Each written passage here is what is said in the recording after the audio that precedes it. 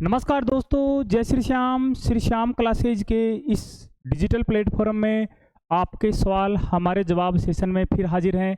दोस्तों, आपके जो पहले सर्विस में जो अभ्यर्थी हैं, राजस्थान गवर्नमेंट के अधीन कार्यरत हैं या सेंट्रल गवर्नमेंट के अधीन कार्यरत हैं, उनकी विभिन्न प्रकार की क्वेरीज थी, वो सीधी आपके स्क्रीन पर है और उनका सॉल्यूशन है। पहले तो जो भी लाभ मिलेंगे उन्हीं अभ्यर्थियों को मिलेंगे जिन्होंने विभाग से पहले, जैसे मेरा एप्लीकेशन था, मैंने विभाग से पहले अनुमति ले ली थी कि मैं ऐसे ऐसे एग्ज़ाम दे रहा हूँ, राजस्थान गवर्नमेंट द्वारा आयोजित ये जूनियर अकाउंटेंट टीआरए भर्ती परीक्षा में मैं शामिल होना चाहता हूँ। ये मैंने अनुमति पहले ली थी, तो अनुमति आपको लेनी होती है। जब भी आप कोई हाई लेवल के एग्ज़ाम में जाते हैं तो उससे पहले आपको आपके विभाग से अनुमति लेनी होती है। विभाग की अनुमति के उपरांत ही आपको रिलीव किया जाता है, आपको अन्य सर्विस में ऐड होने की कार्रवाई आपकी होती है। फिर भी कई बार कुछ अच्छे विभाग होते हैं, वो क्या है, बच्चों के साथ सहानुभूति रखते हुए उनको रिलीव कर देते हैं, उनकी सर्विस ऐड हो जाती है। तो कोई ज़्यादा विशेष समस्या नहीं है, कई बार विभाग आपको अलाउ कर देता है। अब है सर, मैं बिजली विभाग में मीटर रीडर पद पर कार्यरत हूँ। मैंने जूनियर अकाउंटेंट का फॉर्म भरते समय एक ऑप्शन आता है कि आप पहले से सरकारी सेवा में हैं क्या, उसे यस किया था, लेकिन विभाग से अनुमति नहीं ली। मुझे पता नहीं था कि अनुमति लेनी है। अब मेरे जूनियर अकाउंटेंट में 60+ मार्क्स हैं। अगर मुझे एनओसी नहीं मिलती है तो फाइनल रिजल्ट आने के बाद रिजाइन दूं या क्या करूं? तो दोस्त, वैसे भी बिजली विभाग है आपका, रोडवेज है, कॉरपोरेशन अलग हैं, जिन्हें क्या राजस्थान गवर्नमेंट का राज्य कर्मचारी नहीं माना जाता है, उनमें थोड़ी समस्या बनी हुई है। हालांकि हो सकता है अगर आप कोर्ट के माध्यम से जाएं तो क्या पता कोर्ट आपको रियायत दिला दे। बाकी राजस्थान गवर्नमेंट के कर्मचारी इन्हें नहीं माना जाता है। और साथ ही आपको जो आपकी सर्विस है, आपकी पिछली सर्विस है, उसे भी ऐड नहीं करते हैं। हमारे साथ एक अभ्यर्थी थे, वो रोडवेज में पहले से मैकेनिकल टेक्नीशियन थे, उनका जूनियर अकाउंटेंट में हुआ था, लेकिन उनकी सर्विस ऐड नहीं हुई, जबकि उनका प्रोबेशन भी पूरा हो गया था। तो ये थोड़ा चिंता का विषय जरूर है और भेदभाव भी है, लेकिन जो है सर, मैं ऑलरेडी सर्विस में हूँ। जूनियर अकाउंटेंट के प्रोबेशन में मेरे पेमेंट में डीए अपडेट होगी और इंक्रीमेंट लगेगा क्या? मैं पूरा वेतन प्रोटेक्ट करूँगा क्या? आप पहले से सर्विस में हैं, जैसे मान लो मैंने कल वाले वीडियो में बताया था आपको, अगर कोई एलडीसी है और उसका बेसिक बताया था मैंने, अगर उसका बेसिक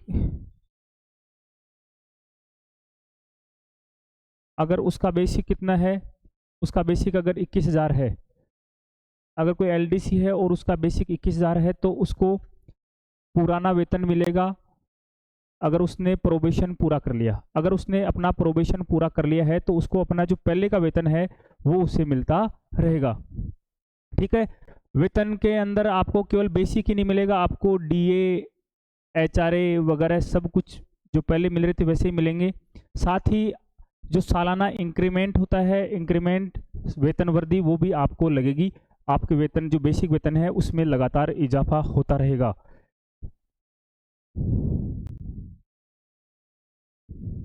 नेक्स्ट है, ओनली बेसिक ही मिलेगा, डीए एचआरए नहीं मिलेगा क्या सर? गवर्नमेंट जॉब में अभी जो हैं उनको 2 साल तक केवल बेसिक ही नहीं मिलेगा, आपको एचआरए डीए सब मिलेगा, सालाना इंक्रीमेंट भी आपके लगेगा।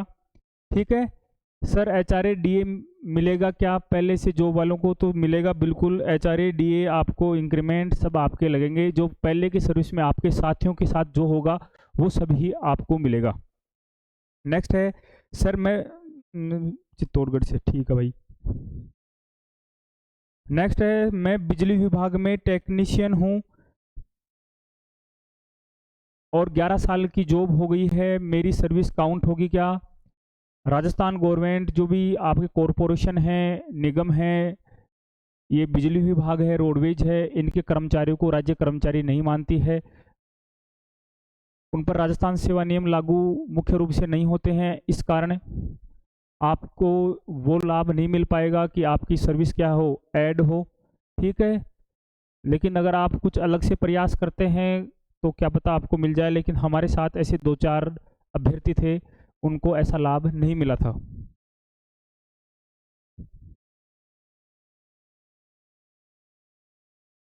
मैं वीडियो के पद पर कार्यरत हूँ। मेरे मेरे को 16 सीसी और 17 सीसी की जांच पेंडिंग है, तो क्या मुझे एनओसी मिल जाएगी क्या? तो ऐसी कोई दिक्कत नहीं है, जांच चलती रहती है। अगर आपका चयन जूनियर अकाउंटेंट पर हो जाता है तो आपको एनओसी आपका जो पंचायती राज विभाग है वो दे देगा। कोई समस्या वहाँ पर नहीं आएगी। ठीक है, तो आप, कोई दिक्कत नहीं है, यहाँ आसानी से एनओसी मिल जाती है। आपका अगर चयन होता है तो हर विभाग क्या है, बच्चों के प्रति सिंपैथी रखता है, आपको तुरंत ही अनुमति मिल जाएगी।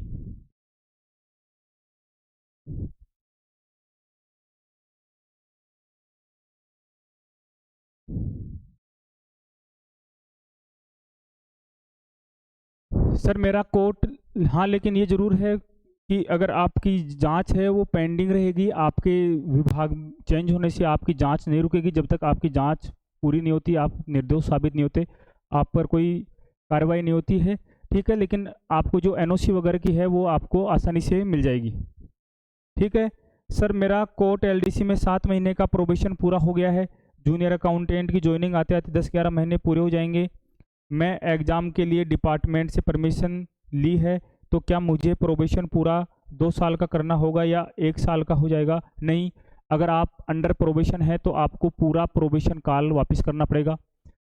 ऐसे नहीं है कि अगर चाहे आपने 23 महीने ही आपका पूरा हो गया, 23 महीने आपके प्रोबेशन में पूरे हो गए और आपने फिर दूसरी सर्विस ज्वाइन कर ली, तो उसके बाद में क्या है, आपको वापस प्रोबेशन पूरा करना पड़ेगा। जब तक आपका प्रोबेशन पीरियड पूरा नहीं हो तब तक आपको प्रोबेशन पूरा करना पड़ेगा।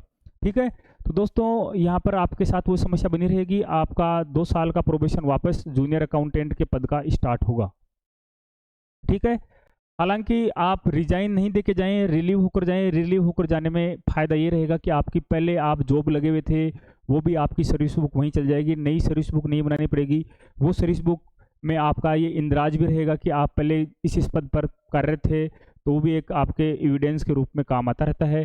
साथ ही आपके कई प्रकार की आईडी वगैरह हैं वो भी नई नहीं बनती हैं, सर्विस बुक की वही रह जाती है, तो ज़्यादा आपकी पेचीदगियाँ नहीं बनती हैं नई नई सर्विस में।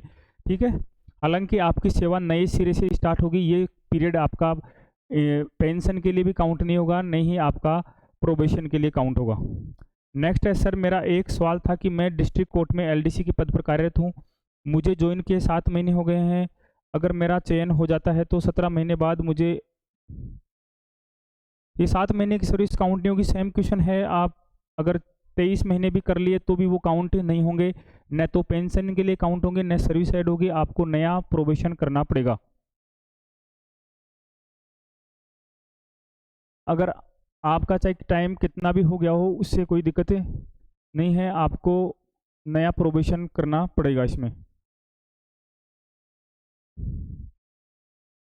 7 महीने की सर्विस हो गई है, ये काउंट नहीं होगी, नया सिरे से आपकी सर्विस स्टार्ट होगी, आप रिलीव होकर जाएं। सर मैं आरएस मेंस की प्रिपरेशन के लिए स्वैच्छिक अनुपस्थित हूँ। बिना अनुमति से आप अनुपस्थित हो तो राजस्थान सिविल सेवा नियम 1971 1971 के तहत आपको नोटिस दिया गया होगा। कोई विशेष समस्या नहीं आती है, आप अच्छे कार्य के लिए गए हो तो क्या है, अधिकारी वगैरह कोऑपरेट करते हैं। एक बार के लिए गुस्सा ज़रूर आता है, उनका काम रुक जाता है, लेकिन जैसे ही आपका चयन होता है या वापस आते हो तो सिंपैथी के रूप में आपको वापस स्वीकार कर लेते हैं। ये आपके जो डीडीओ है उस पर निर्भर करता है, तो कोई दिक्कत नहीं, आप तो कैरी ऑन बने रहें, तैयारी करते रहें। अगर ओल्ड जॉब में प्रोबेशन कंप्लीट हो जाए तो जूनियर अकाउंटेंट में प्रमोशन में उसका बेनिफिट मिलता है क्या? प्रमोशन में आपको उसका कोई बेनिफिट नहीं मिलेगा। प्रमोशन आपका आपकी रैंक के आधार पर होगा। अगर आपकी रैंक अच्छी है तो आपका प्रमोशन में चांस ज़्यादा होंगे। प्रमोशन पूरा आपकी रैंक बेस है। ऑल ओवर राजस्थान में आपकी क्या रैंक है उसके आधार पर आपके प्रमोशन होते हैं।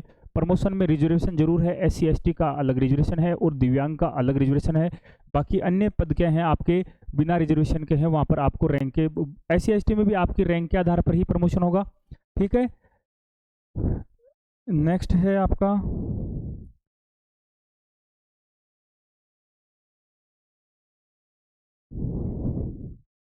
अगर ओल्ड जॉब में प्रोबेशन कंप्लीट हो जाए तो प्रमोशन में कोई फ़ायदा नहीं मिलेगा।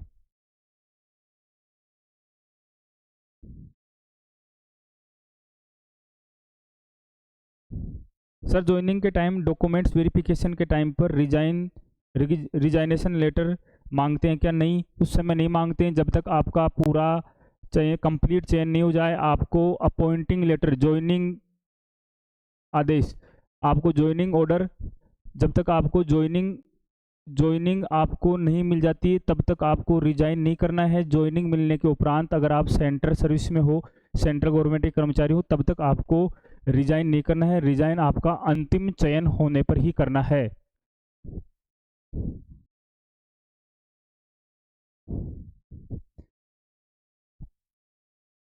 सर, मैं बिजली विभाग में मीटर रीडर के पद पर कार्यरत हूँ। मैंने जूनियर अकाउंटेंट का फॉर्म भरा था, उस समय गवर्नमेंट सरकारी सेवा में हूँ, इस टिक पर यस कर दिया था और अनुमति विभाग से नहीं ली थी। वैसे तो देखो, आपको अनुमति लेनी होती है, चाहे किसी विभाग में हो आप, चाहे बिजली विभाग, वन विभाग, पुलिस विभाग, कृषि विभाग, शिक्षा विभाग, किसी में भी हो, आपको पहले आपके विभाग से अनुमति लेनी होती है। लेकिन आपने अनुमति नहीं ली और आपके 60+ % नंबर आ रहे हैं, आपका चयन कन्फर्म है, आपकी कोई दिक्कत नहीं है। अगर आपका चयन हो जाता है, आपको विभाग एनओसी नहीं देता, तो आप रिजाइन कर देना जैसे ही आपका ज्वाइनिंग ऑर्डर आए। ज्वाइनिंग ऑर्डर आने से पहले रिजाइन नहीं करना है। नेक्स्ट क्वेरीज है, सर पहले सर्विस में जमा पीएल मेडिकल को जूनियर अकाउंटेंट के प्रोबेशन में उपभोग कर सकते हैं क्या? स्पष्ट गाइडलाइन कुछ नहीं है, लेकिन अधिकतर मामलों में आपको पीएल पहले की आपके पास पड़ी है उसका उपभोग करने की अनुमति मिल जाती है। सर, ये JVVNL के एम्प्लॉय पर लागू होगा क्या? वैसे तो लागू नहीं होता है, लेकिन आप कुछ प्रयास करो तो हो सकता है, बाकी लागू नहीं होगा।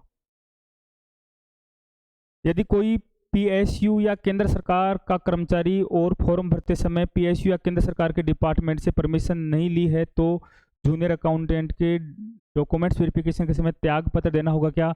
नहीं, त्याग पत्र देने की कोई आवश्यकता नहीं है। आपका जब तक अंतिम चयन 1 गुणा में नहीं हो जाए, आपको ज्वाइनिंग ऑर्डर जब तक नहीं मिले, ज्वाइनिंग ऑर्डर मिलने के उपरांत ही आपको त्याग पत्र देना है।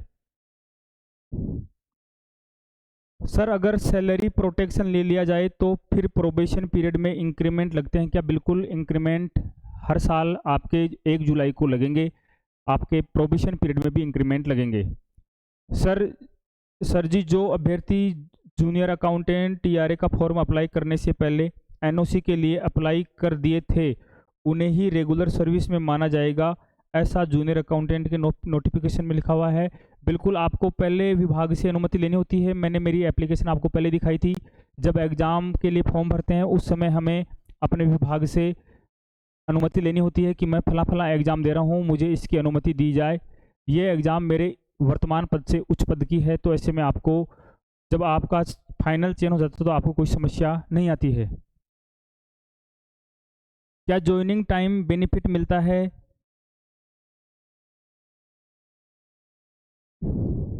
ये क्वेश्चन कुछ समझ में नहीं आया। ज्वाइनिंग टाइम बेनिफिट मिलता है, ज्वाइनिंग टाइम में बेनिफिट क्या है? आप रिलीव होकर जाते हैं, आपको TADA मिल जाता है अगर आप पहले से जॉब में हैं तो। ठीक है सर, मैं सेंट्रल गवर्नमेंट में हूँ, मैं क्या करूँ? कुछ नहीं करना। आपका जब अंतिम चयन हो जाए तो आपको रिजाइनेशन देना है और कार्य ग्रहण करना है नए कार्यालय में। ये थे आपके कुछ सिलेक्टेड क्वेरीज। आपकी अन्य कोई समस्या हो तो आप मैसेज के माध्यम से बता सकते हैं जैसे ही टाइम मिलेगा। सभी ये कॉमन क्वेरीज होती हैं, उनका कॉमन वीडियो बनता है। कुछ स्पेशल क्वेरीज होंगी तो उनका अलग से हैं, कुछ ऐसी जो अभी छूट गई हैं उनका अगले वीडियो में जैसे ही समय मिलेगा आपको उपलब्ध करवा दिया जाएगा। धन्यवाद। जय श्री श्याम।